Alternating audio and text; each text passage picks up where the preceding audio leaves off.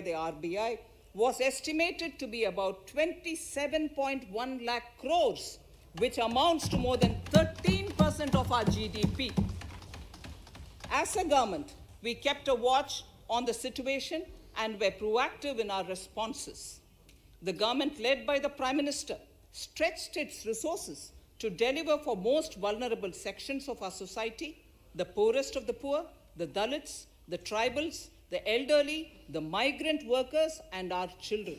The Pradhan Mantri Garib Kalyan Yojana, the 3 Atmanirbhar packages, and announcements made later were like 5 mini budgets in themselves. The Atmanirbhar packages accelerated our pace of structural reforms, redefinition of MSMEs, commercialization of the mining sector, agriculture and labor reforms, privatization of public sector undertakings, one nation, one ration card, production-linked incentive schemes are some of the notable reforms carried out during this period. Faceless income tax assessment, DBT, and financial inclusion are the others. Today, India has 2 vaccines available and has begun medically safeguarding not only her own citizens against COVID-19, but also those of 100 or more countries. It is added comfort to know that 2 or more vaccines are also expected soon. Honorable Prime Minister launched the vaccination drive by crediting and thanking our scientists. We are ever grateful for the strength and rigor of their efforts. Having said that, we are all reminded time and again that our fight against COVID-19 continues into 2021. Now, just as it happened after the 2 world wars, there are signs that the political, economic, and strategic relations in the post-COVID world are changing. This moment in history is the dawn of a new era, one in which India is well poised to truly be the land of promise and hope. I borrow the words of Rabindranath Tagore. Faith is the bird that feels the light and sings when the dawn is still dark. Faith is the bird that feels the light and sings when the dawn is still dark. In this spirit, I can't help but recall the joy that we as cricket-loving nation felt after the Team India's recent spectacular success in Australia. It has reminded us of all the qualities that we as a people, particularly our youth, epitomize of having abundant promise and the unsuppressed thirst to perform and to succeed. Today, data shows that India now has one of the lowest death rate of 112 per million population and one of the lowest active cases of about 130 per million. This has laid the foundation to the revival we are seeing now in the economy. This budget will be the first of this new decade. This budget will also be a digital budget, and that has happened with all your support. So far, only 3 times has a budget followed a contraction in the economy. All such contractions earlier were as a result of situations typical to India. This time, the contraction in our economy is due to a global pandemic, just like in several other countries. Having said that, I want to confidently state that our government is fully prepared to support and facilitate the economy's reset. This budget provides every opportunity for our economy to raise and capture the pace that it needs for a sustainable growth. 2021 is the year of many important milestones for our history. I mention a few of these. It is the 75th year of independence, 60 years of Goa's accession to India, 50 years of the 1971 India-Pakistan War. It will be the year of the 8th census of independent India. It will also be India's turn at the BRICS presidency, the year for our Chandrayaan-3 mission, and the Haridwar Mahakumbh.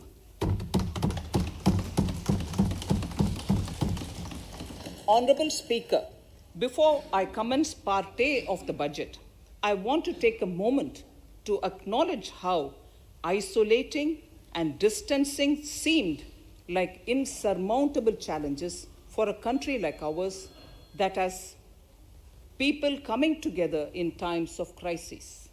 It hurts us in many ways. It hurt us in many ways.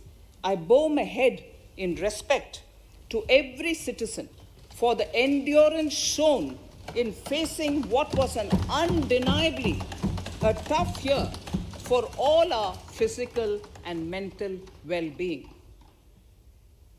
Part A. In Part A, I wish to lay a vision for Atmanirbhar Bharat. Atmanirbhar Bharat or Atmanirbharta is not a new idea. Ancient India was largely self-reliant and equally a business epicenter of the world. Atmanirbhar Bharat is an expression of the 130 crore Indians who have full confidence in their capabilities and skills. We are already part of international groupings such as the G20 and the BRICS, the Coalition for Disaster Resilient Infrastructure, and the International Solar Alliance are realities today due to India's efforts. The proposals in Part A will further strengthen the sankalp of nation first, doubling farmers' income, strong infrastructure, healthy India, good governance, opportunities for youth, education for all, women empowerment, and inclusive development, among others. Additionally, also on the path to fast implementation are the 13 promises we had made in the budget of 2015-16, which were to materialize during the Amrit Mahotsav of 2022 on the 75th year of our independence. They too resonate with the vision of Atmanirbharta. The budget proposals for 21-22 rest on 6 pillars: health and well-being, physical and financial capital and infrastructure, inclusive development for aspirational India, reinvigorating human capital, innovation and R&D, and as 6th, minimum government and maximum governance. I now move to talking about the first pillar, health and well-being.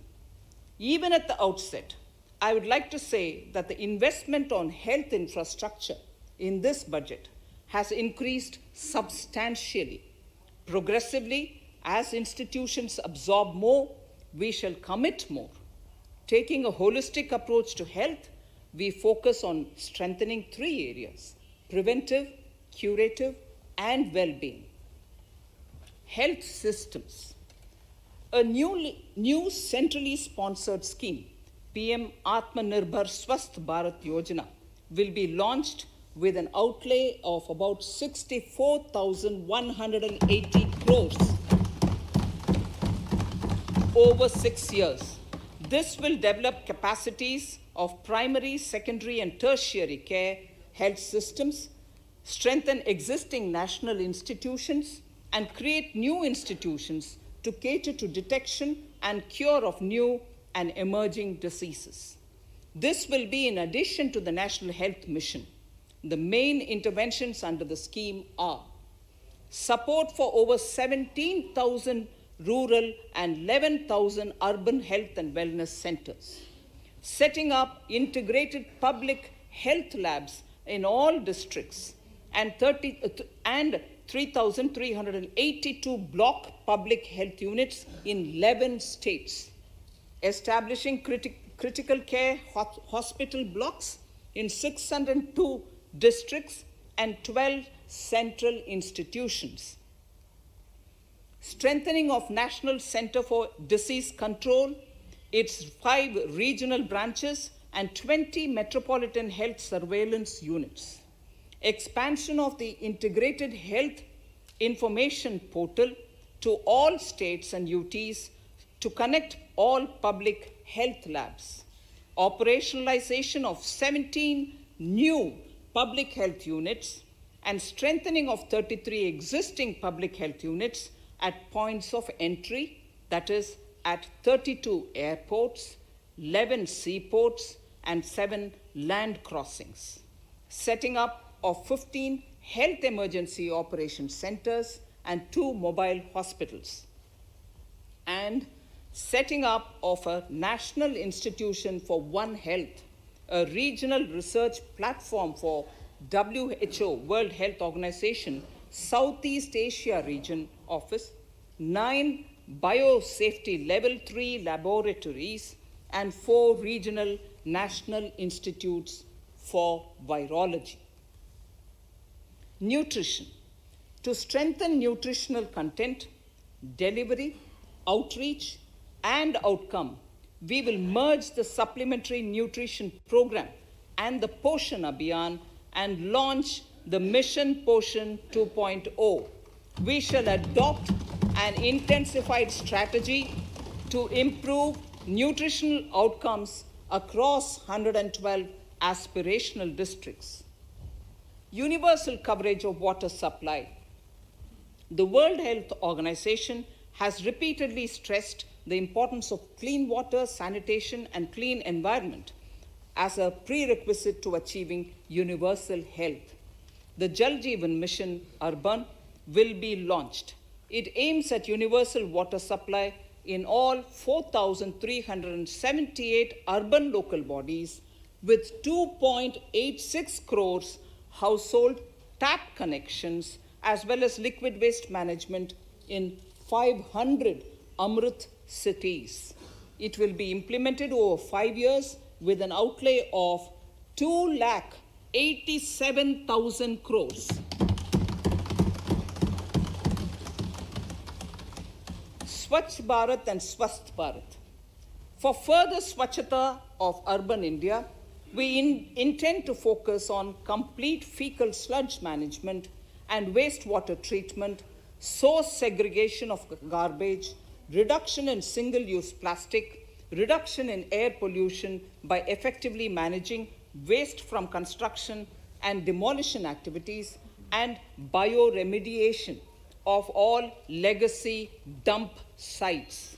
The Urban Swachh Bharat Mission 2.0 will be implemented with a total financial allocation of 1,41,678 crores over a period of 5 years from 2021.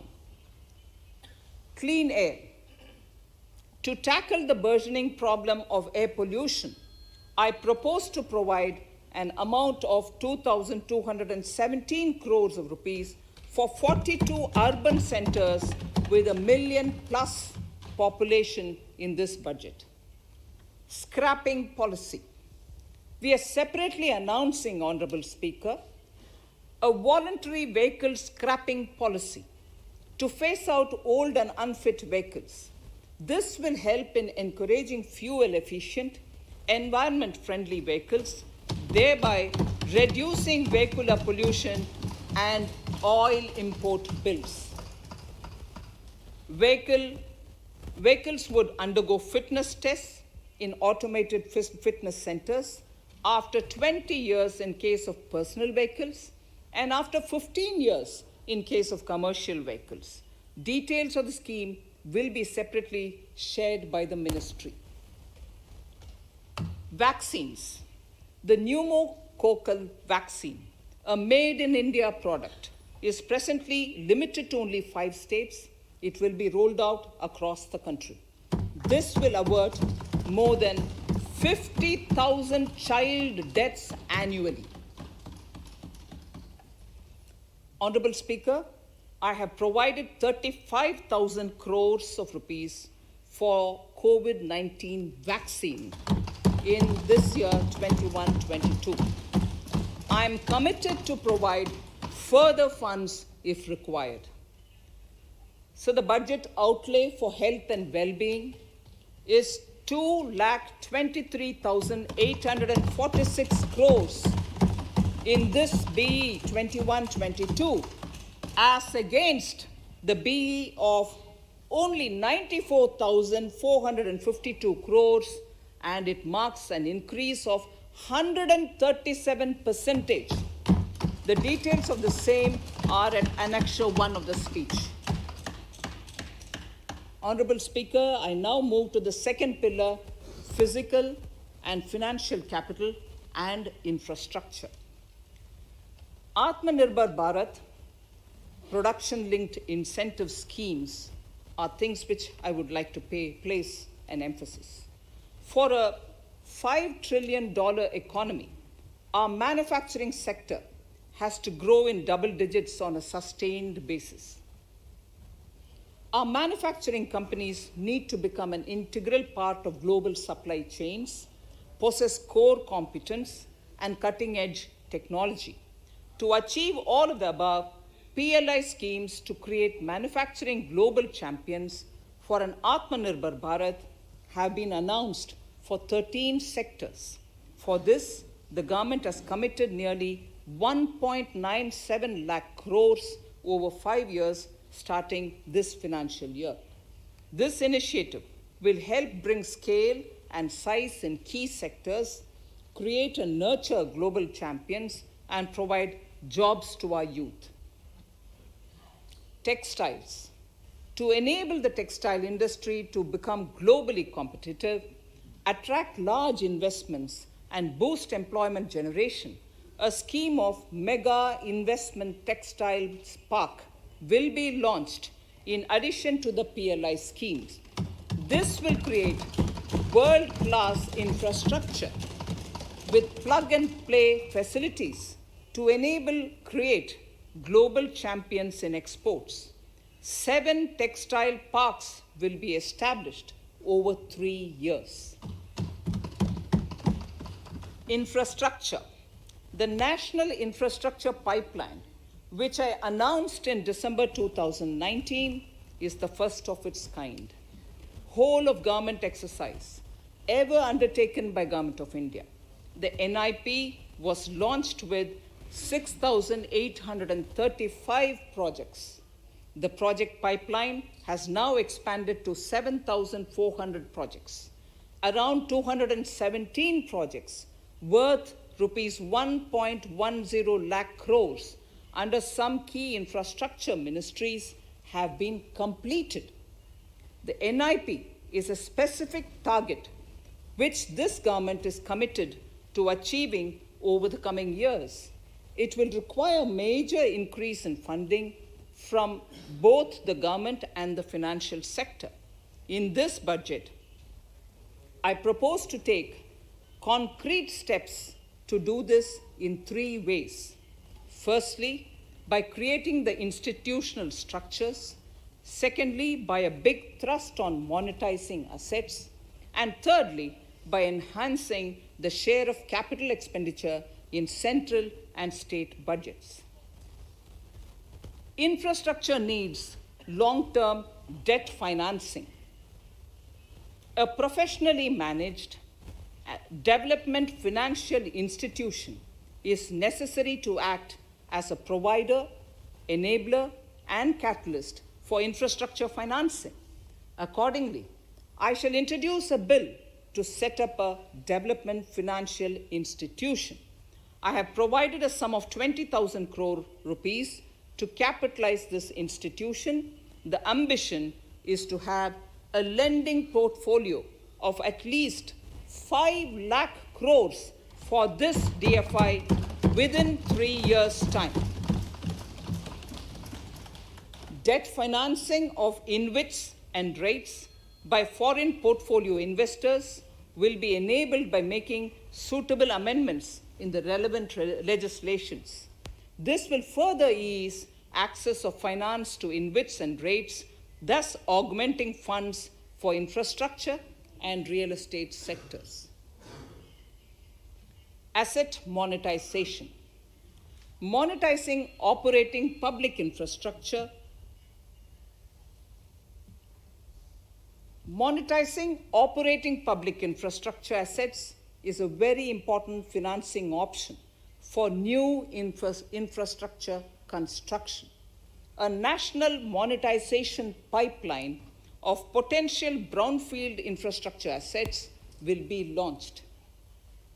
An asset monetization dashboard will also be created for tracking the progress and to provide visibility to investors. Some important measures in the direction of monetization are National Highways Authority of India and the PGCIL each have sponsored one InvIT that will attract international and institutional investors. 5 operational roads with an estimated enterprise value of 5,000 crores of rupees are being transferred to the NHAI InvIT.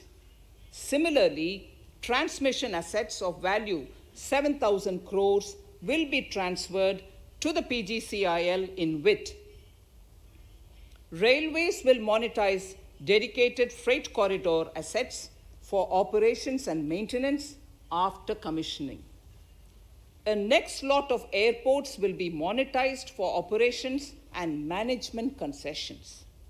Other core infrastructure assets that will be rolled out under the asset monetization programs are NHAI operational toll roads, 2 transmission assets of PGCL, 3 oil and gas pipelines of GAIL, Gas Authority of India Limited, IOCL and HPCL, Airports Authority of India airports in Tier 2 and 3 cities, other railway infrastructure assets, warehousing assets of CPSE, such as the Central Warehousing Corporation and NAFED, among others, and sports stadiums. Sharp increase in capital budget. In the BE 2020-21, we had provided for 4.12 lakh crores for capital expenditure. It was our effort that in spite of resource crunch, we should spend more on capital, and we are likely to end this year at around 4.39 lakh crores, which I have provided in the RE of 2020-2021. For 21-22, I propose a sharp increase in capital expenditure and thus have provided 5.54 lakh crores, which is 34.5% more than the BE of 2020-2021. Of this, I have kept a sum of more than 44,000 crores in the budget head of the Department of Economic Affairs to be provided for projects, programs, or departments that show good progress in capital expenditure and are in need of further funds. Over and above this expenditure, we would also be providing more than 2 lakh crores to states and autonomous bodies for their capital expenditure. We will also work out specific mechanisms to nudge states to spend more of their budget on creation of infrastructure.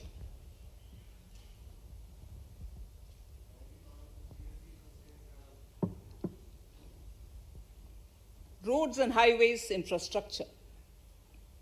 More than 13,000 kilometer length of roads at a cost of 3.3 lakh crores has already been awarded under the 5.35 lakh crores Bharatmala Pariyojana project, of which 3,800 kilometers have been constructed.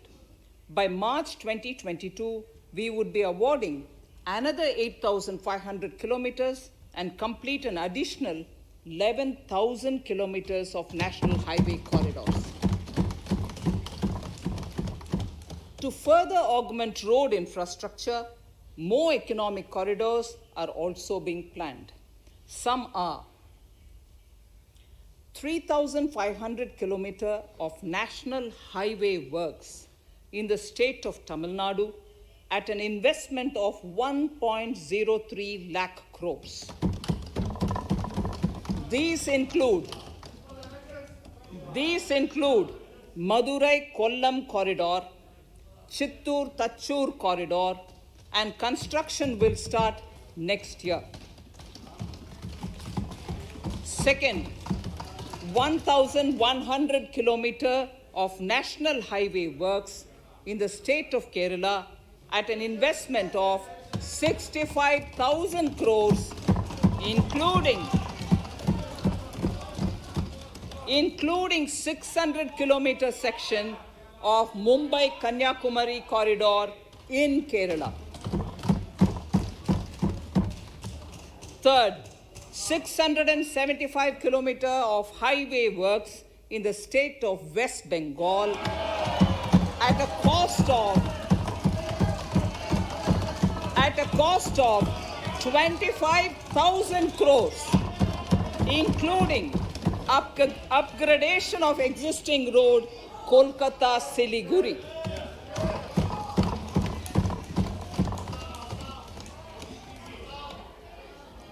National highway works of around 19,000 crores are currently in progress in the state of Assam.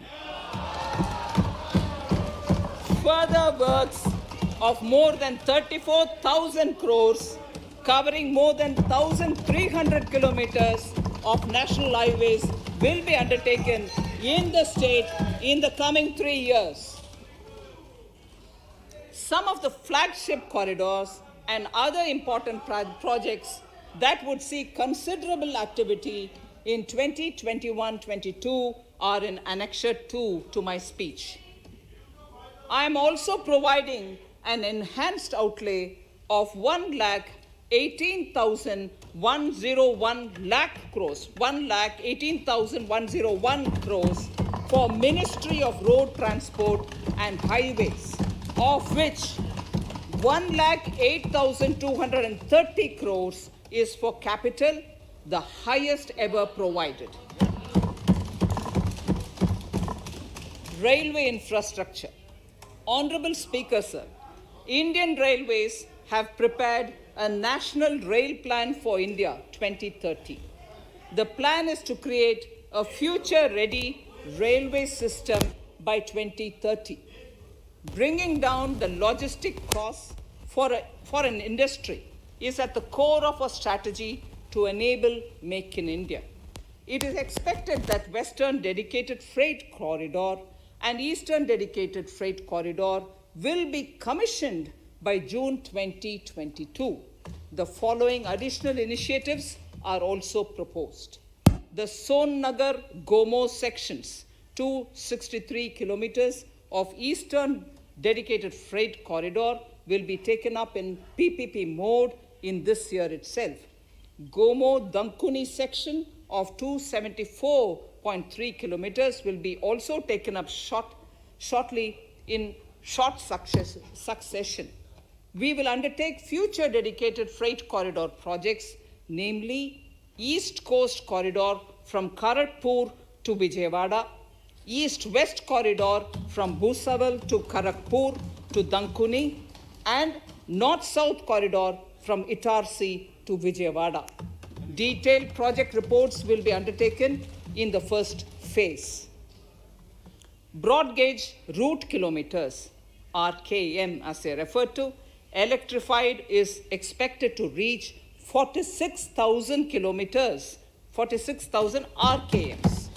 That is 72% by end of 2021 from 41,548 RKMs on 1st October 2020. 100% electrification of broad gauge routes will be completed by December 2023. For passenger convenience and safety, the following measures are being proposed. We will introduce the aesthetically designed Vista Dome LHB coach on tourist routes to give better travel experience to passengers. The safety measures undertaken in the past few years have borne results. To further strengthen this effort, high-density network and highly utilized network routes of Indian Railways will be provided with an indigenously developed automatic train protection system that eliminates train collision due to human error. I am providing a record sum of 1,10,055 crores for railways, of which 1,07,100 crores is for capital expenditure only. Urban infrastructure. We will work towards raising the share of public transport in urban areas through expansion of metro rail networks and augmentation of city bus services.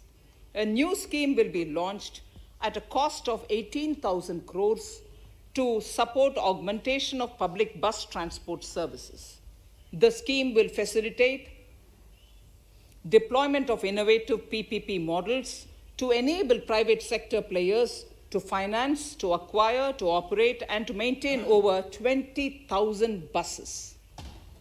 The scheme will boost the automobile sector, provide fillip to economic growth, create employment opportunities for our youth, and enhance ease of mobility for urban residents.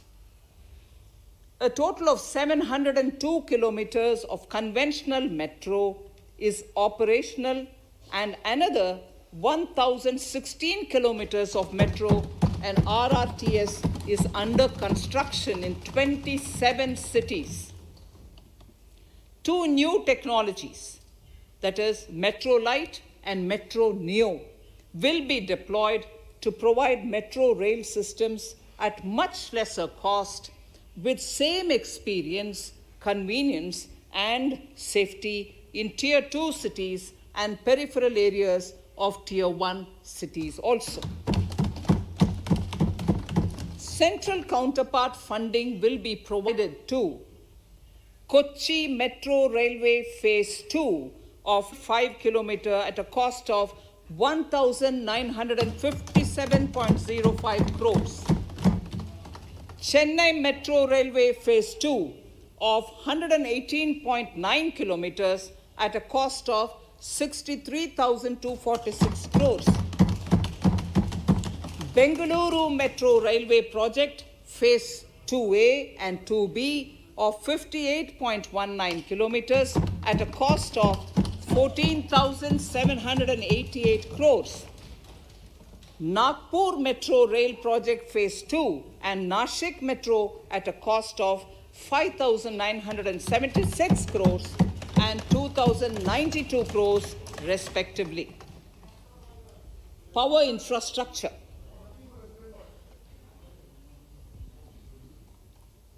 The past 6 years have seen a number of reforms and achievements in power sector.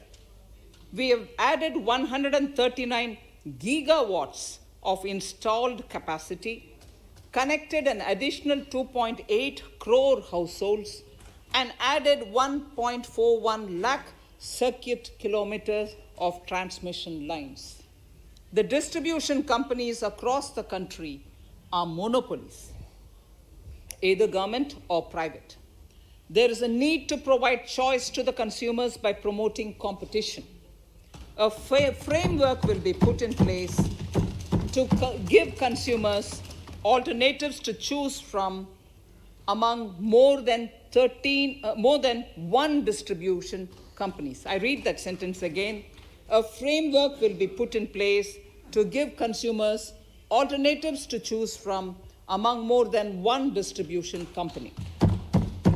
The viability of distribution companies is a serious concern. A revamped, reforms-based, result-linked power distribution sector scheme will be launched with an outlay of 3,05,984 crores over 5 years.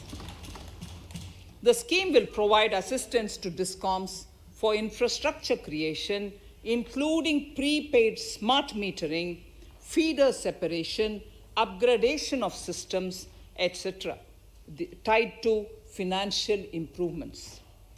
Prime Minister, while speaking at the third Reinvestment Conference in November 2020, had announced plans to launch a comprehensive national hydrogen energy mission. It is now proposed to launch a hydrogen energy mission in 2021-22 for generating hydrogen from green power sources. Ports, shipping, and waterways. Major ports will be moving from managing their operational services on their own to a model where a private partner will manage it for them. For the purpose, 7 projects worth more than 2,000 crores will be offered by the major ports on private-public partnership mode in FY 21-22. A scheme for promoting flagging of merchant ships in India will be launched by providing subsidy support to Indian shipping companies in global tenders floated by ministries and CPSCs. An amount of 1,624 crores will be provided over 5 years. This initiative will enable greater training and employment opportunities for Indian seafarers, besides enhancing Indian companies' share in global shipping. India has enacted Recycling of Ships Act in 2019 and acceded to the Hong Kong International Convention. Around 90 ship recycling yards at Alang in Gujarat have already achieved HKC compliant certificates. Efforts will be made to bring more ships to India from Europe and Japan. Recycling capacities of around 4.5 million light displacement ton LDT will be doubled by 2024. This is expected to generate an additional 1.5 lakh jobs for our youth. Petroleum and natural gas. Our government has kept fuel supplies running across the country without interruption during the COVID-19 lockdown period. Taking note of the crucial nature of the sector in people's lives, the following key initiatives are being announced. 1. Ujjwala scheme, which has benefited 8 crore households, will be extended to cover 1 crore more beneficiaries. We will add 100 more districts in next 3 years to the city gas distribution network. A gas pipeline project will be taken up in the Union Territory of Jammu and Kashmir. An independent gas transport system operator will be set up for facilitation and coordination of booking of common carrier capacity in all natural gas pipelines on a non-discriminatory open access basis. Financial capital. I propose to consolidate the provisions of the SEBI Act 1992, Depositories Act 1996, Securities Contracts Regulation Act 1956, and Government Securities Act 2007 into a rationalized single securities markets code. The government would support the development of a world-class fintech hub at the GIFT Ifsc. To instill confidence amongst the participants in corporate bond market during times of stress and to generally enhance secondary market liquidity, it is proposed to create a permanent institutional framework. The proposed body would purchase investment-grade debt securities both in the stressed and normal times and help in the development of the bond market. In the budget 2018-19, government had announced its intent to establish a system of regulated gold exchanges in the country. For the purpose, SEBI will be notified as the regulator, and Warehousing Development and Regulatory Authority will be strengthened to set up a commodity market ecosystem arrangement, including vaulting, assaying, logistics, etc., in addition to warehousing. Towards investor protection, I propose to introduce an investor charter as a right of all financial investors across all financial products. To give a further boost to the non-conventional energy sector, I propose to provide additional capital infusion of 1,000 crores to Solar Energy Corporation of India and 1,500 crores to Indian Renewable Energy Development Agency. I propose to amend the Insurance Act 1938 to increase the permissible FDI limit from 49% to 74% in insurance companies and allow foreign ownership and control with safeguards. Under the new structure, the majority of directors on the board and key management persons would be resident Indians, with at least 50% of directors being independent directors and specified percentage of profits being retained as general reserve. Stressed asset resolution by setting up a new structure. The high level of provisioning by public sector banks of their stressed assets calls for a measure to clean up the bank books. An asset reconstruction company limited and asset management company would be set up to consolidate and take over the existing stressed debt and then manage and dispose of the assets to alternative investment funds and other potential investors for eventual value realization. Recapitalization of PSB. To further consolidate the financial capital capacity of PSBs, further recapitalization of 20,000 crores is proposed in 21-22. Deposit insurance. Last year, government had approved an increase in the deposit insurance cover from 1 lakh rupees to 5 lakhs for bank customers. I shall be moving amendments to DICGC Act 1961 in this session itself to streamline the provision so that if a bank is temporarily unable to fulfill its obligations, the depositors of such bank can get easy and time-bound access to their deposits to the extent of the deposit insurance cover. This would help depositors of banks that are currently under stress.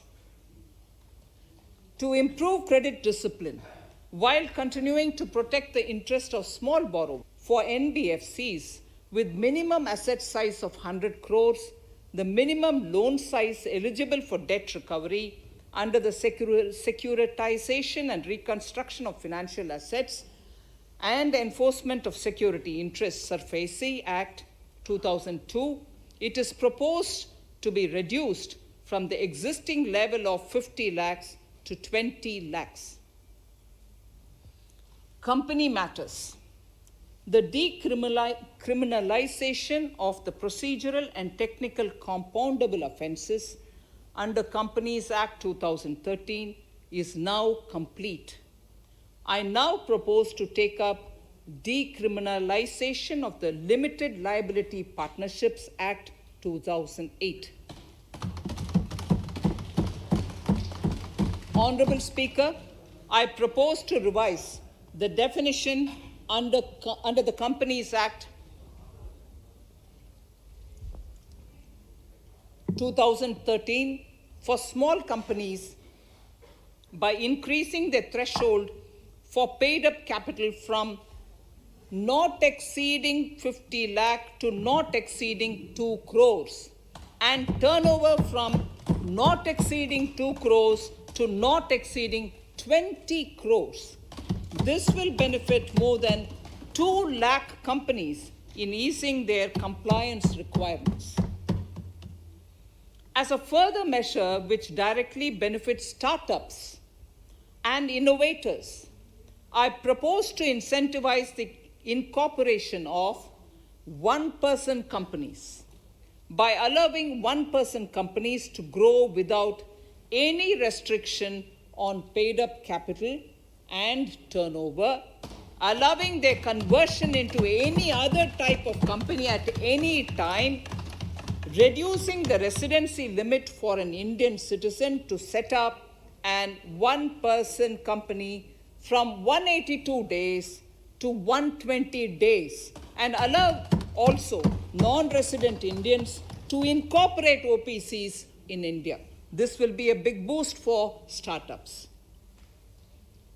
To ensure faster resolution of cases, the NCLT framework will be strengthened, e-court system shall be implemented, and alternate methods of debt resolution and special framework for MSMEs shall be introduced. During the coming fiscal, we will be launching data analytics, artificial intelligence, machine learning driven MCA 2.1 version to MCA 21 version 3.0. MCA 21 version 3.0. This version 3.0 will have additional modules for e-scrutiny, e-adjudication, e-consultation, and compliance management. Disinvestment and strategic sale. In spite of COVID-19, we have kept working towards strategic disinvestment. A number of transactions, namely BPCL, Air India, Shipping Corporation of India, Container Corporation of India, IDBI Bank, Bharat Earth Movers Limited, Pavan Hans, Neelachal Ispat Nigam Limited, among others, would be completed in 21-22. Other than IDBI Bank, we propose to take up the 2 public sector banks and 1 general insurance company in the year 21-22. This would require legislative amendments, and I propose to introduce the amendments in this session itself. In 21-22, we would also bring the IPO of LIC, for which I am bringing the requisite amendments in this session itself. In the Atmanirbhar package, I had announced that we will come out with a policy of strategic disinvestment of public sector enterprises. I'm happy to inform the House that the government has the government has approved the said policy. The policy provides a clear roadmap for disinvestment in all non-strategic and strategic sectors. We have kept 4 areas that are strategic, where bare minimum CPSEs will be maintained and rest privatized. In the remaining sectors of all CPSEs will be privatized. The main highlights of the policy are mentioned in Annexure 3. To fast forward the disinvestment policy, I'm asking NITI to work out on the next list of center public sector companies that would be taken up for strategic disinvestment. To similarly incentivize states to take to disinvestment of their public sector companies, we will work out an incentive package of central funds to states. Idle assets will not contribute to Atmanirbhar Bharat. The non-core assets largely consist of surplus land with government ministries and departments and public sector enterprises. Monetizing of land can either be by way of direct sale or concession, or by similar means.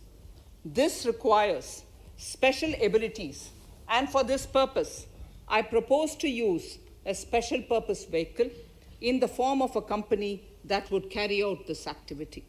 In order to ensure timely completion of closure of sick or loss-making CPSEs, we will introduce a revised mechanism that will ensure timely closure of such units. I have estimated 1,75,000 crores as receipts from disinvestment in BE 21-22.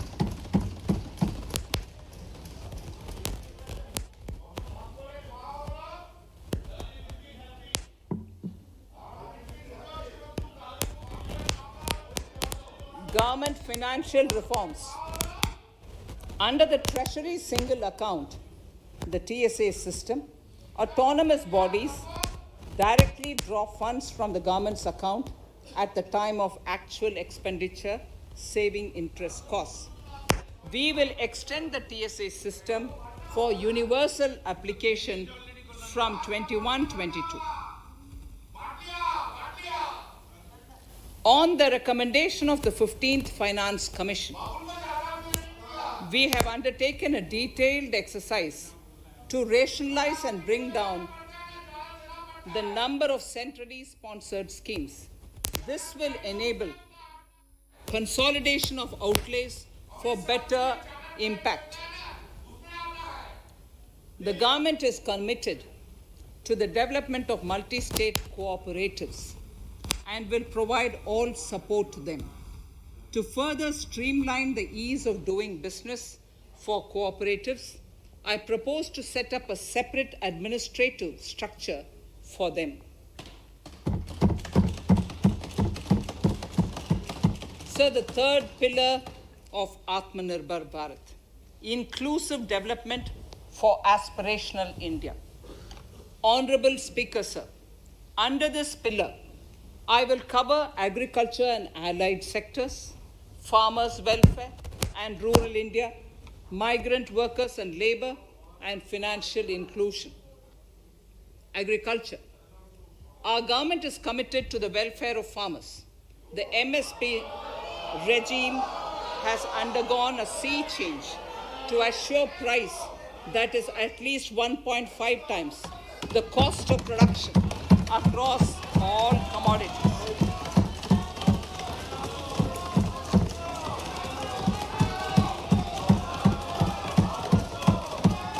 The procurement has also continued to increase at a steady pace. This has resulted in increase in payment to farmers substantially. In case of wheat, a total amount paid to farmers in 2013-14, Honorable Speaker, sir, the data that I give now is important for all honorable members to kindly hear. In case of wheat, the total amount paid to farmers in 2013-14 was 33,874 crores. In 2019-20, it was 62,802 crores. And even better, Honorable Speaker, in 2020-2021, this amount paid to farmers was 75,060 crores.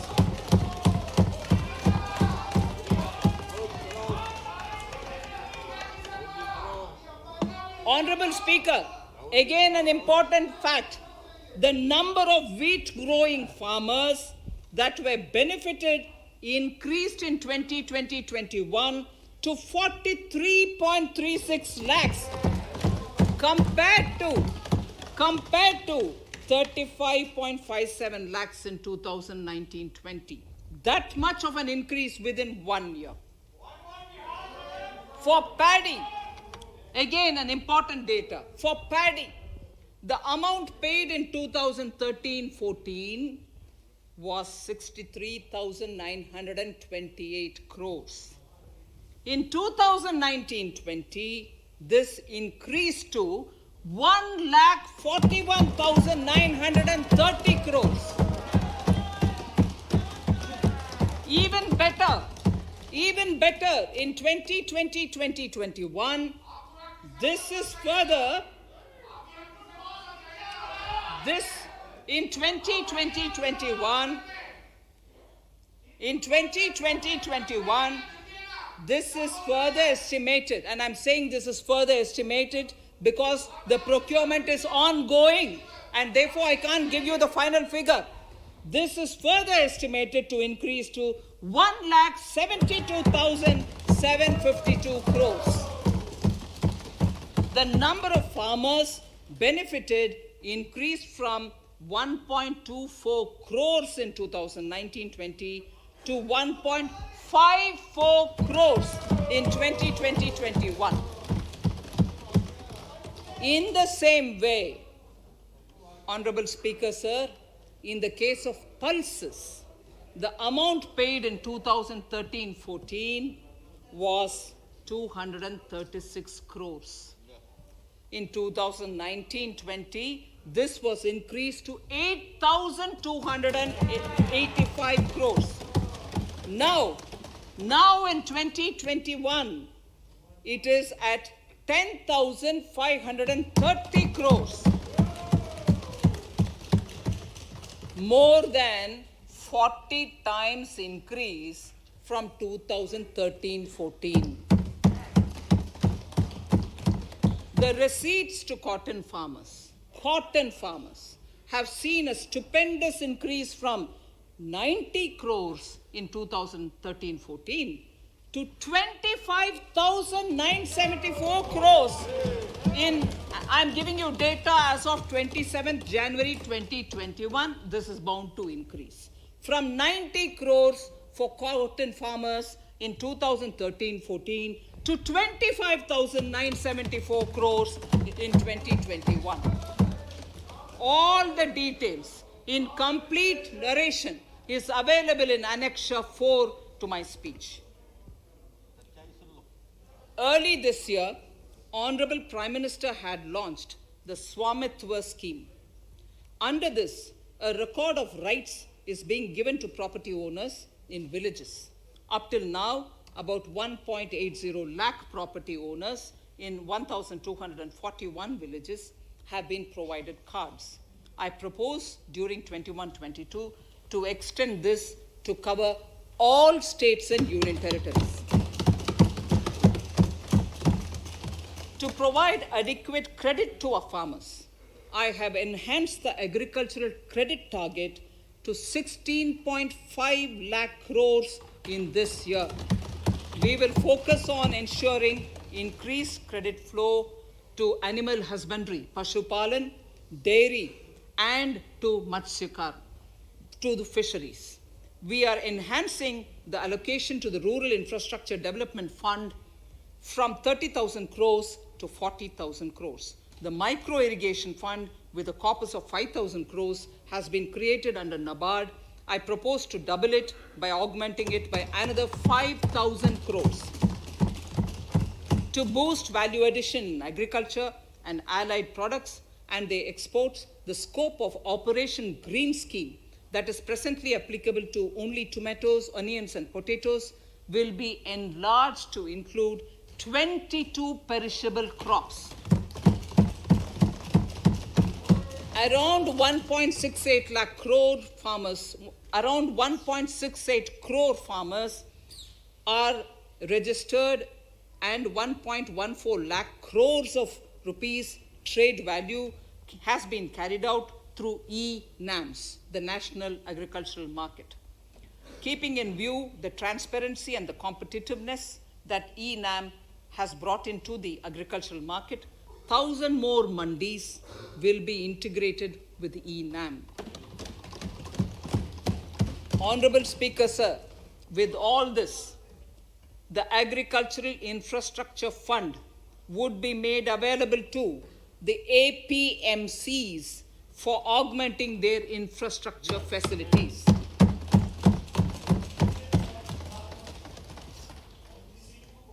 Fisheries.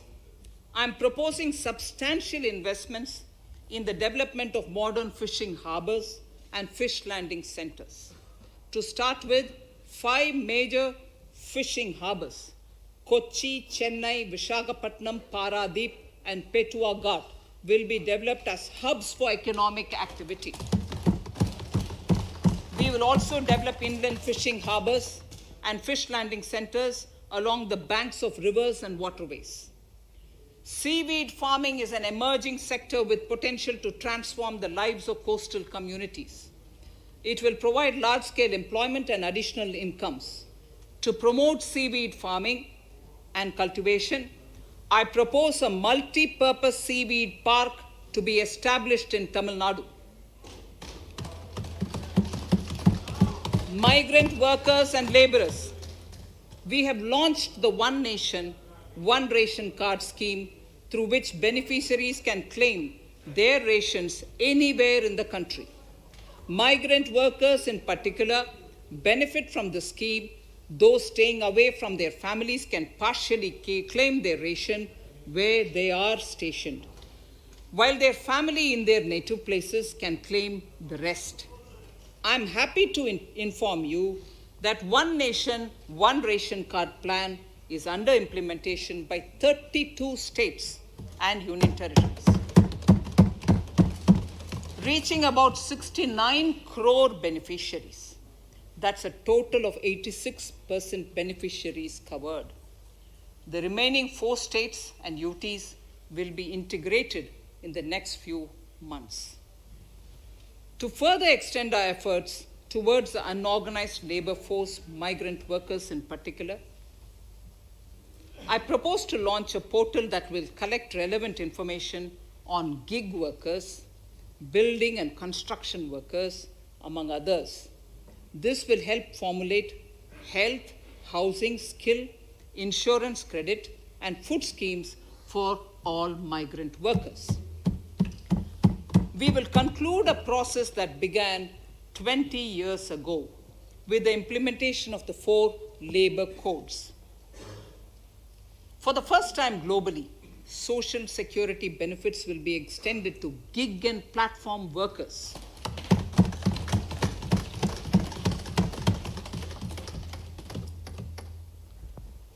Minimum wages will apply to all categories of workers, and they will all be covered by the Employees State Insurance Corporation. Women will be allowed to work in all categories and also in the night shifts with adequate protection. At the same time, compliance burden on employers will be reduced with a single registration and licensing and online returns. Financial inclusion.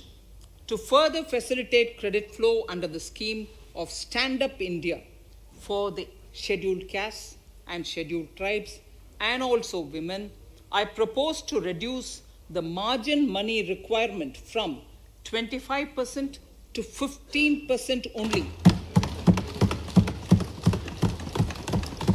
and to also include loans for activities in allied sectors, in allied activities in agriculture. We have taken a number of steps to support the MSME sector. In this budget, I have provided 15,700 crores to this sector, more than double of the last year's BE. Honorable Speaker, sir, I now go to the 4th pillar, reinvigorating human capital. The national education policy announced recently has had good reception. In school education, more than 15,000 schools will be qualitatively strengthened to include all components of the national education policy. They shall emerge as exemplar schools in their regions, hand-holding and mentoring other schools to achieve the ideals of policy. 100 new Sainik schools will be set up in partnership with NGOs, private schools, and states. Higher education. In Budget 2019-20, I had mentioned about the setting up of a higher education commission in India. We would be introducing the legislation this year to implement the same. It will be an umbrella body having 4 separate vehicles for standard setting, accreditation, regulation, and funding. Many of our cities have various institutions, universities, and colleges supported by the Government of India. Hyderabad, for example, has about 40 major institutions. In 9 such cities, we will create a formal umbrella structure so that these institutions can have better synergy while also retaining their internal autonomy. A glue grant will be set aside for this purpose. For accessible higher education in Ladakh, I propose to set up a central university in Leh.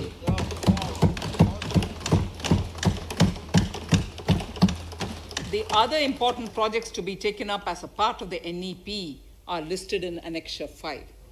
Scheduled caste and scheduled tribes welfare. We have set ourselves a target of establishing 750 Eklavya model residential schools in our tribal areas.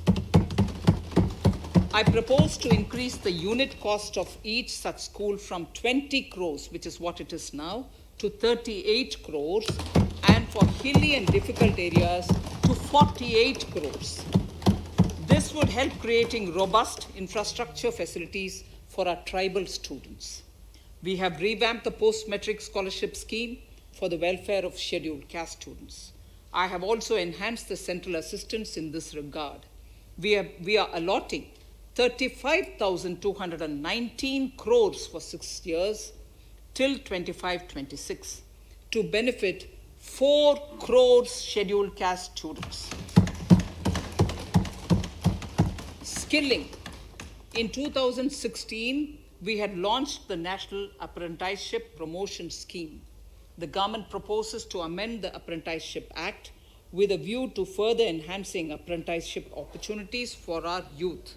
We will realign the existing scheme of National Apprenticeship Training Scheme for providing post-education apprenticeship, training of graduates and diploma holders in engineering.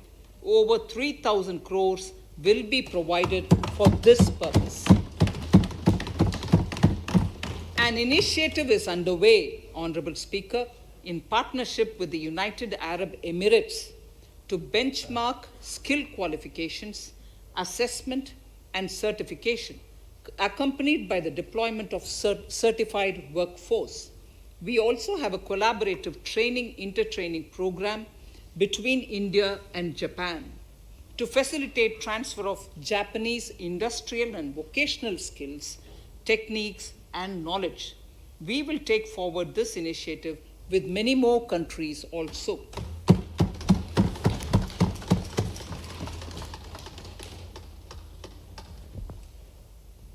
Innovation and R&D.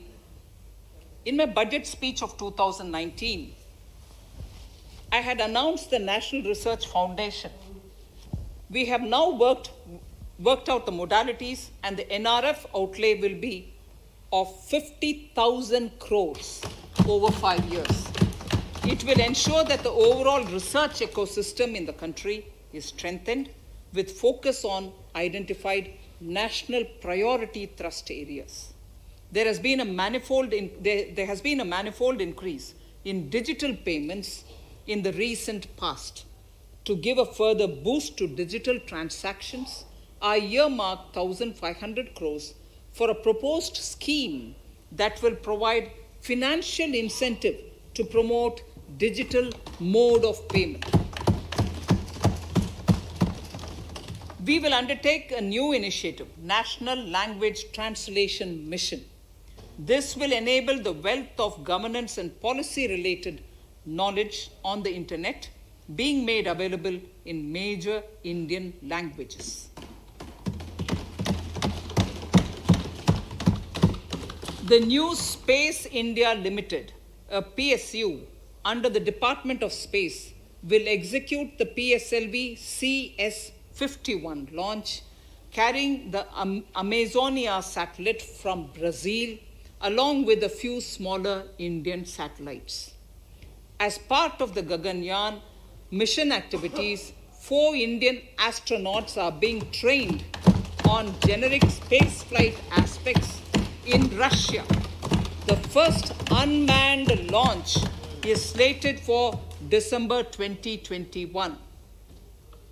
Our oceans are a storehouse of living and non-living resources.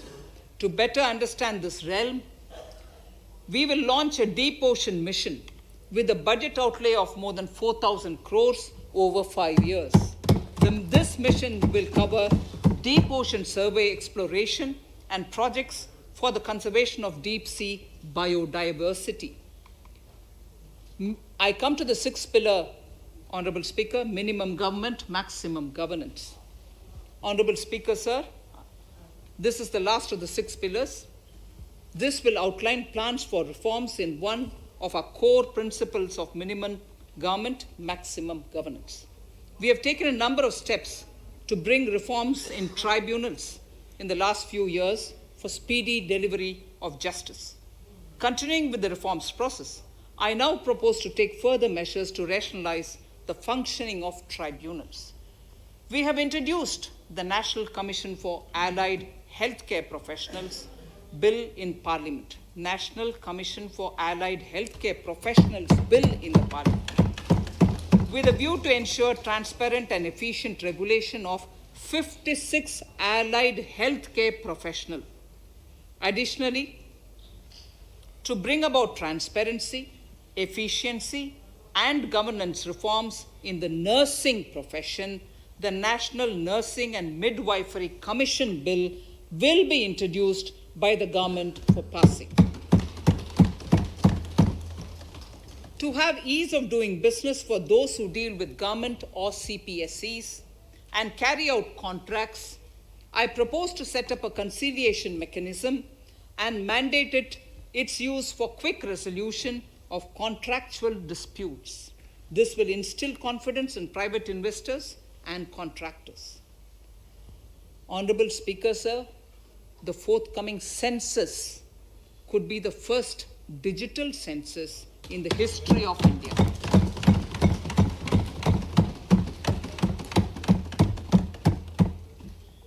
For this monumental milestone marking task, I have allocated 3,768 crores in this year, 21-22. Honorable Speaker, Goa is celebrating the Diamond Jubilee year of the state's liberation from Portuguese rule. From the Government of India's side, I propose to grant 300 crores to the Government of Goa for the celebrations. I propose to provide 1,000 crores for the welfare of tea workers, especially women and children in Assam and West Bengal. A special scheme will be devised for the same.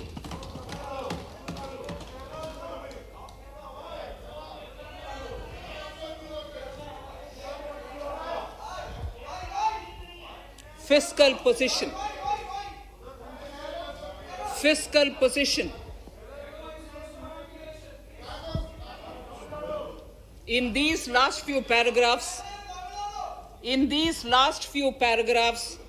of part A of my speech, I draw the attention of this august House to the fact that at the beginning of the current financial year, the pandemic's impact on the economy resulted in a weak revenue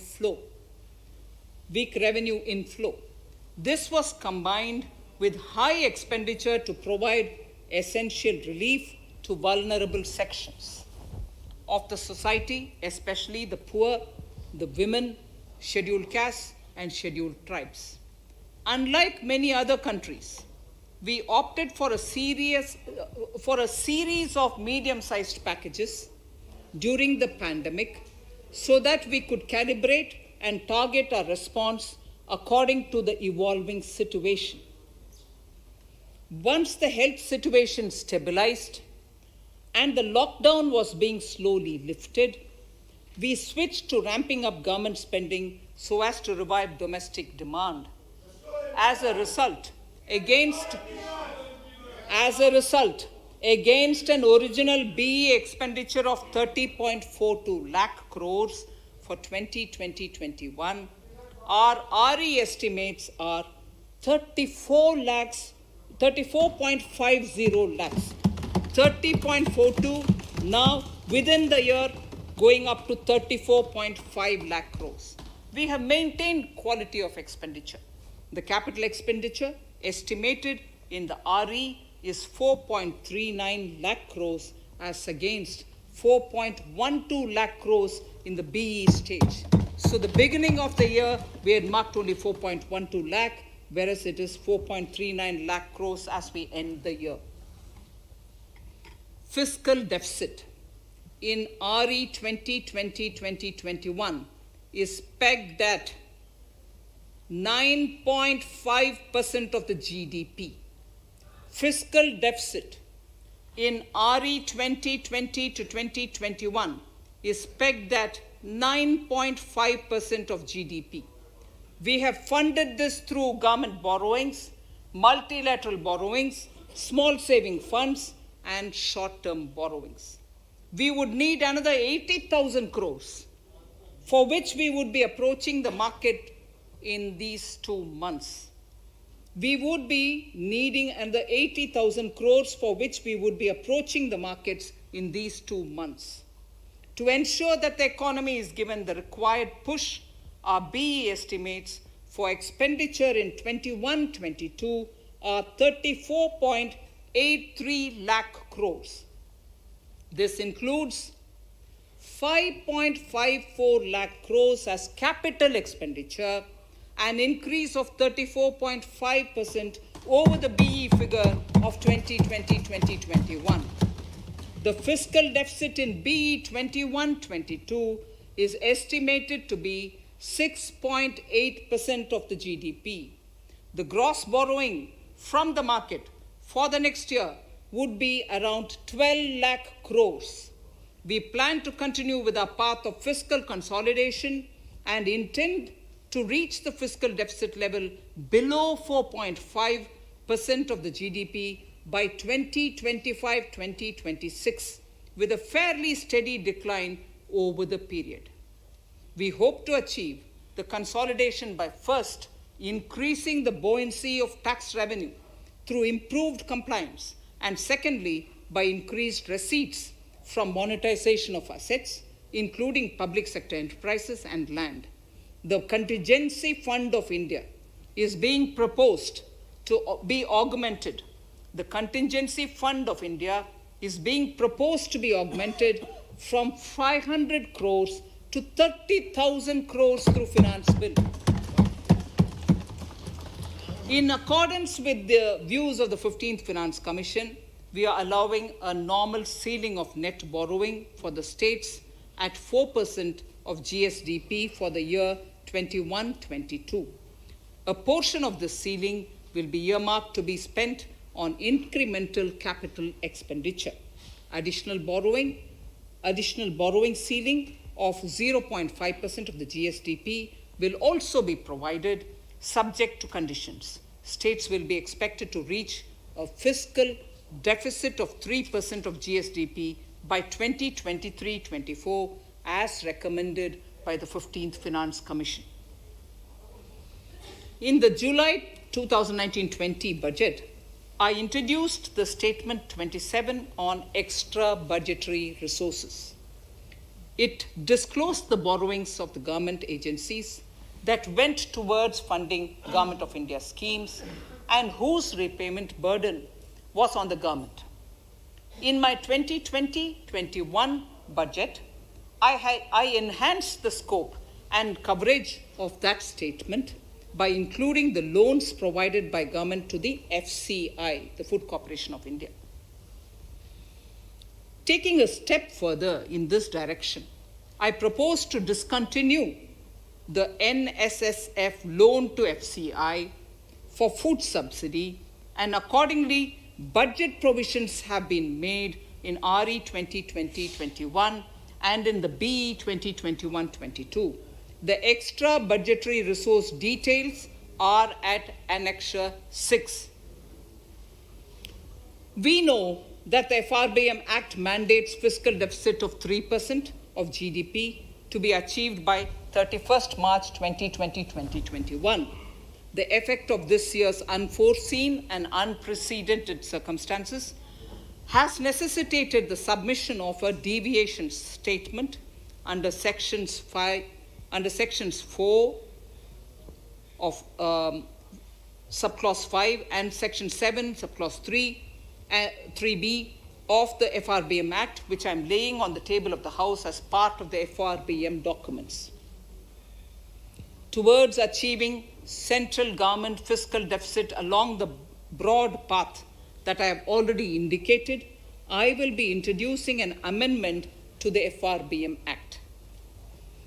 Honorable Speaker, on the 9th of December 2020, the 15th Finance Commission submitted its final report covering the period 2021 to 2026 to the Rashtrapati Ji. The government has laid the Commission's report along with the explanatory memorandum in the Parliament, retaining the vertical shares of the states at 41%. We recognize our commitment to fiscal federalism and propose, therefore, to adhere to this recommendation. Jammu and Kashmir in the 14th Finance Commission was entitled to get devolution being a state. Now the funds of the UTs of Jammu Kashmir and Ladakh would be provided by the centre. I have also provided on the Commission's recommendation 1,18,452 crores as revenue deficit grant to 17 states in 21-22 as against 74,340 crores to 14 states in 2020-21. Honorable Speaker, I would now move to Part B of my speech.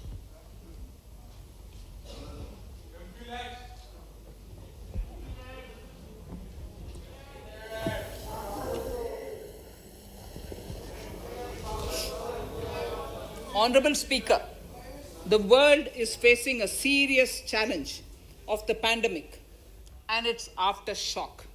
In these trying times, when many economies are struggling to revive, our people and our industry have exhibited remarkable resilience.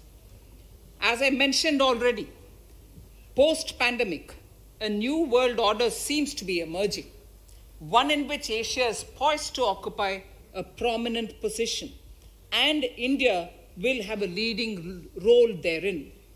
In this scenario, our tax system has to be transparent, efficient, and should promote investments and employment in our country. At the same time, it should put minimum burden on our taxpayers. I borrow the words of Thiruvalluvar, the saint. ஏற்றலும் ஈட்டலும் காத்தலும் காத்த வகுத்தலும் நல்ல வல்லதரசு. A king or a ruler is the one who creates and acquires wealth, protects and distributes it for common good. Tirukkural. Direct tax proposals. Keeping this in mind, the words of Tirukkural, our government introduced a series of reforms in the direct tax system for the benefit of our taxpayers and economy. Few months prior to the pandemic, in order to attract investments, we slashed our corporate tax rate to make it among the lowest in the world. The dividend distribution tax too was abolished. The burden of taxation on small taxpayers was eased by increasing rebates. In 2020, the return filers saw a dramatic increase to 6.48 crores from 3.31 crores in 2014. In the direct tax administration, we had recently introduced the faceless assessment and faceless appeal. I now seek to take further steps to simplify the tax administration, ease compliance, and reduce litigation. Relief to senior citizens. I begin my direct tax proposals by offering my pranam to our senior citizens. Many of them, despite having foregone several basic necessities of their own, have strived to build our nation. Now in the 75th year of independence of our country, when we continue our endeavor with renewed vigor, we shall reduce compliance burden on our senior citizens who are 75 years of age and above. For senior citizens who only have pension and interest income, I propose exemption from filing their income tax returns.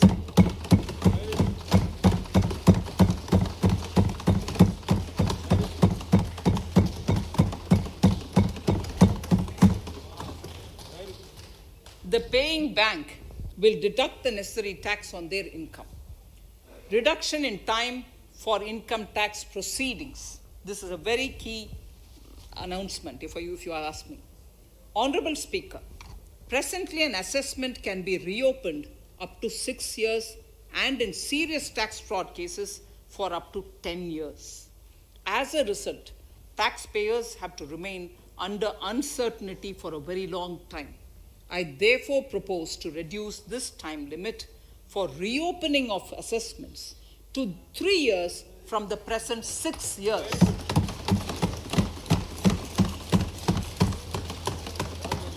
In serious tax evasion cases too, only where there is evidence of concealment of income of 50 lakh or more in a year.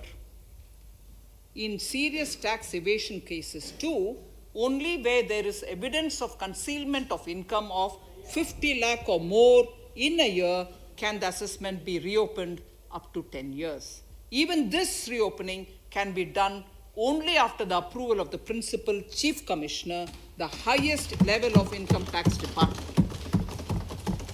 Setting up the Dispute Resolution Committee. Honorable Speaker, it has been the resolve of this government to reduce litigation which mars the present taxation system. The government came out with the Direct Taxation Vivad Se Vishwas scheme to give taxpayers an opportunity to settle long-pending disputes and be relieved to further strain on their time and resources. The response from taxpayers has been the best ever, as over 110,000 taxpayers have already opted to settle tax disputes of over 85,000 crores under the scheme. To further reduce litigation for small taxpayers, I propose to constitute a dispute resolution committee for them, which will be faceless to ensure efficiency, transparency, and accountability. Anyone with a taxable income up to 50 lakh and disputed income up to 10 lakh shall be eligible to approach the committee. Faceless IT-AT. For ease of compliance and to reduce discretion, we are committed to make the taxation processes faceless. The government has already introduced faceless assessment and appeal this year.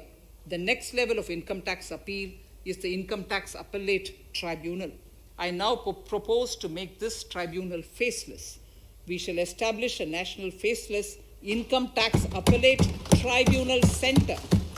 All communication between the tribunal and the appellant shall be electronic. Where personal hearing is needed, it shall be done through video conferencing. Relaxations to NRI.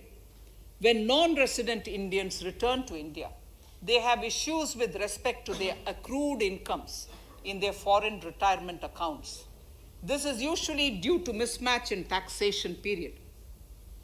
They also face difficulties in getting credit for Indian taxes in foreign jurisdictions.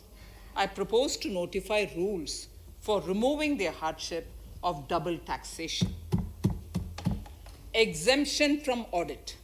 Currently, if your turnover exceeds 1 crore, you have to get your accounts audited. In February 2020 budget, I had increased the limit for tax audit to 5 crores for those who carry out 95% of their transactions digitally. To further incentivize digital transactions and to reduce compliance burden, I propose to increase this limit for tax audit for such persons from 5 crores to 10 crores. Relief for dividend. In the previous budget, I had abolished the dividend distribution tax in order to incentivize investment. Dividend was made taxable in the hands of shareholders. Now, in order to provide ease of compliance, I propose to make dividend payment to rate and InvIT exempt from TDS. Further, as the amount of dividend income cannot be estimated correctly by the shareholders for paying advance tax, I propose to provide that advance tax liability on dividend income shall arise only after the declaration or payment of dividend. Also, for the foreign portfolio investors, I propose to enable deduction of tax on dividend income at lower treaty rate. Attracting foreign investment into infrastructure sector. In the last budget, for attracting foreign investment in the infrastructure sector, we had granted 100% tax exemption, subject to certain conditions, to foreign sovereign wealth funds and pension funds on their income from investment in Indian infrastructure. We have noticed that few of such funds are facing difficulties in meeting some of the conditions. In order to ensure that a large number of funds invest in India, I propose to relax some of these conditions relating to prohibition on private funding, restriction on commercial activities, and direct investment in infrastructure. In order to allow funding of infrastructure by issue of zero coupon bonds, I propose to make notified infrastructure debt funds eligible to raise funds by issuing tax efficient zero coupon bonds. Affordable housing.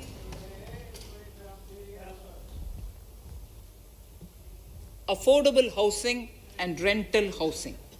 This government sees housing for all and affordable housing as priority areas.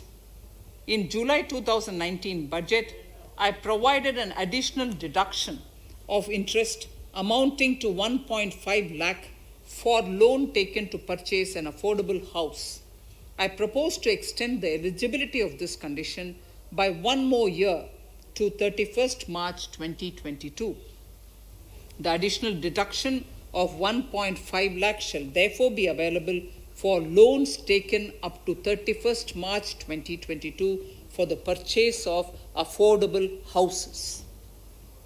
Further, to keep up the supply of affordable houses, I propose that the affordable housing projects can avail a tax holiday for 1 more year till 31st March 2022.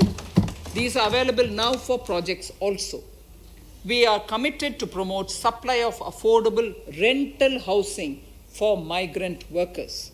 For this, I propose to allow tax exemption for notified affordable rental housing projects.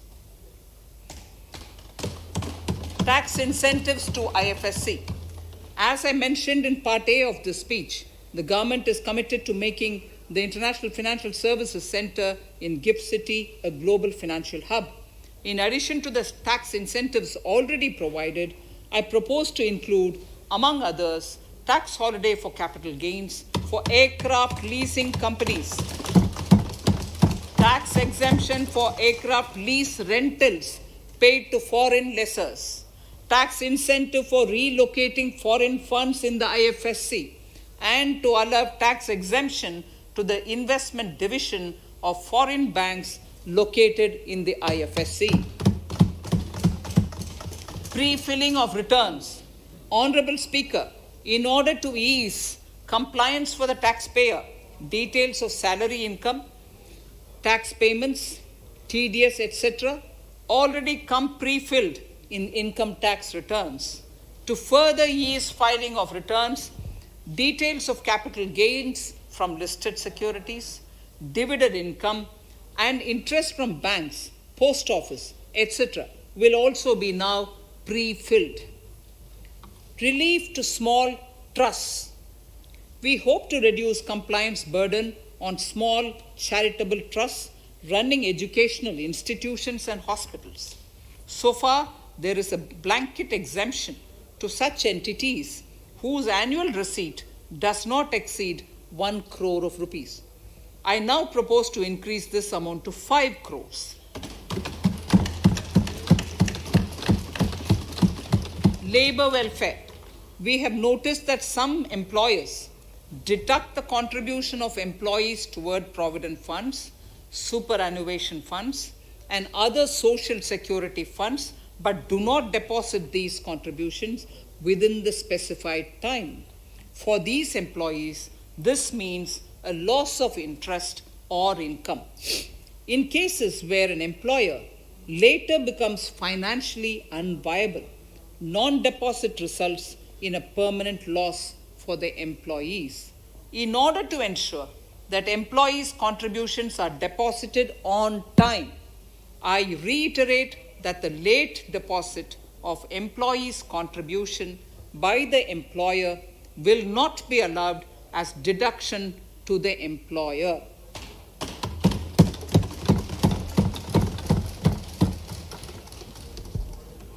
Incentives for startups.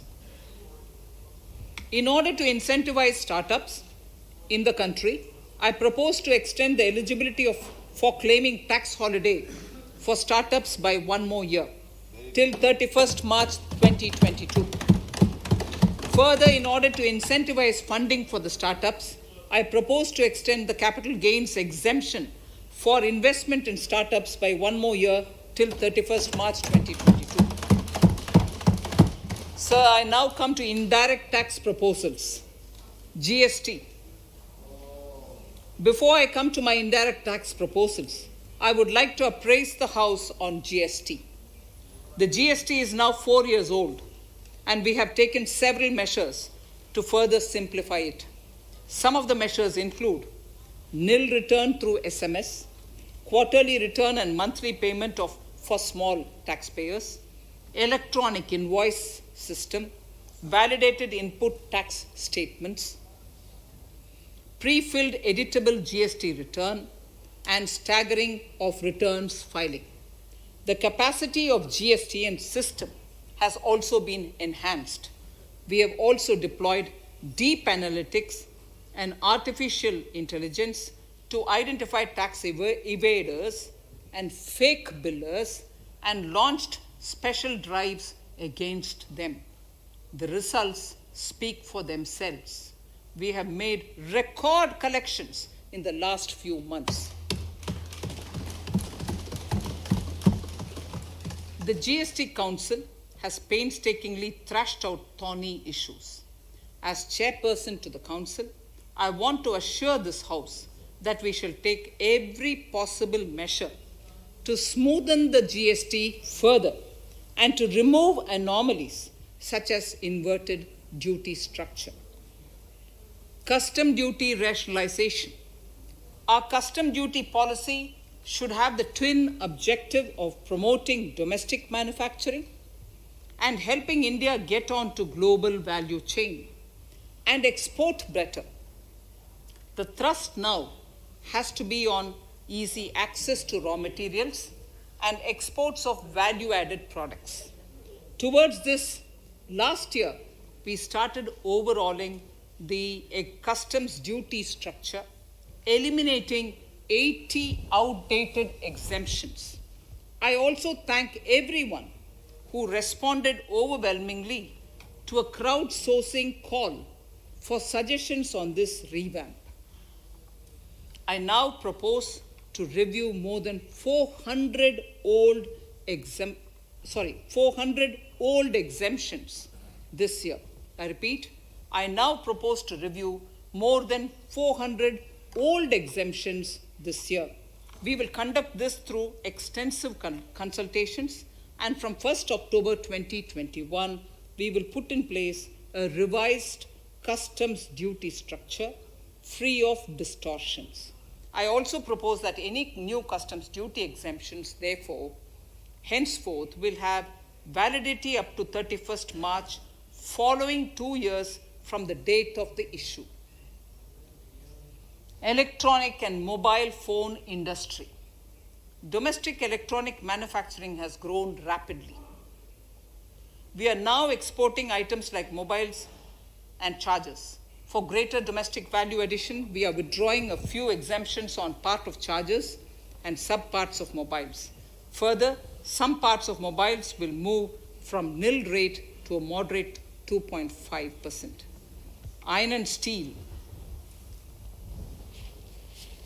MSMEs and other user industries have been severely hit by a recent sharp rise in iron and steel prices. Therefore, we are reducing customs duty uniformly to 7.5% on semis, flats, and long products of non-alloy, alloy, and stainless steels. To provide relief to metal recyclers, mostly MSMEs, I am exempting duty on steel scrap for a period up to 31st March 2022. Further, I am also revoking ADD and CVD on certain steel products. Also, to provide relief to copper recyclers, I am reducing duty on copper scrap from 5% to 2.5%. Textiles.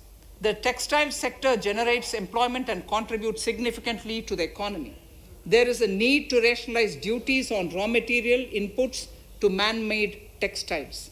We are now bringing nylon chain on par with polyester and other man-made fibers. We are uniformly reducing the BCD rates on caprolactam, nylon chips, nylon fiber, and yarn to 5%. This will help the textile industry, MSMEs, and also overall exports. Chemicals. We have calibrated customs duty rates on chemicals to encourage domestic value addition and to remove inversions. Apart from other items, we are reducing customs duty on naphtha to 2.5% to correct inversion. Gold and silver presently attract a basic customs duty of 12.5%. Since the duty was raised from 10% in July 19, prices of precious metals have risen sharply. To bring it closer to previous levels, we are rationalizing customs duty on gold and silver. Renewable energy. In Part A, we have already acknowledged that solar energy has huge promise for India. To build up domestic capacity, we will notify a phased manufacturing plan for solar cells and solar panels. At present, to encourage domestic production, we are raising duty on solar inverters from 5% to 20% and on solar lanterns from 5% to 15%. Capital equipment and auto parts. There is immense potential in manufacturing heavy capital equipment domestically. We will comprehensively review the rate structure in due course. However, we are revising duty rates on certain items immediately. We propose to withdraw exemptions on tunnel boring machine. It will attract a customs duty of 7.5% and its parts a duty of 2.5%. We are raising customs duty on certain auto parts to 15% to bring them on par with general rate on auto parts. MSME products. We are proposing certain changes to benefit MSMEs. We are increasing duty from 10 to 15% on steel screws and plastic builder wares. On prawn feed, we increase it from 5 to 15%. We are rationalizing exemption on import of duty-free items as an incentive to exporters of garments, leather, and handicraft items. Almost all of these items are made domestically by our MSMEs. We are withdrawing exemption on imports of certain kinds of leathers as they are domestically produced in good quantity and quality, mostly by MSMEs. We are also raising customs duty on finished synthetic gemstones to encourage domestic processing. Agriculture products to benefit farmers. We are raising customs duty on cotton from nil to 10%, on raw silk and silk yarn from 10 to 15%. We are also withdrawing end-use based concession on denatured ethyl alcohol. Currently, rates are being uniformly calibrated to 15% on items like maize, bran, rice bran, oil cake, and animal feed additives. There is an immediate need to improve agricultural infrastructure so that we produce more while also conserving and processing agricultural output efficiently. This will ensure enhanced remuneration for our farmers. To earmark resources for this purpose, I propose an agricultural infrastructure and development cess on a small number of items. However, while I'm applying this cess, we have taken care not to put additional burden on consumers on most items. Rationalization of procedures and easing of compliance. For their judicious application, we propose certain changes in the provisioning related to ADD, anti-dumping duty, and CVD, countervailing duty levies. To complete customs investigation, we are prescribing definite timelines. In 2020, we rolled out the Turant Customs Initiative, which brought in faceless, paperless, and contactless customs measures. With effect from September 2020, we have implemented a new procedure for administration of rules of origin. This has helped in putting a check on misuse of FTAs. The specific details of direct and indirect tax changes proposed are listed in the annexure to my speech. Honorable Speaker, sir, with these words, I commend the budget to this august House. Thank you.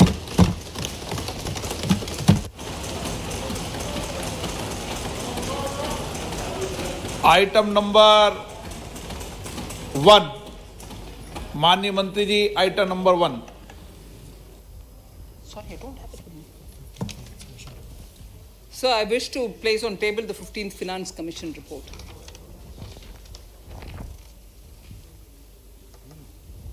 Item number 3, माननीय मंत्री जी।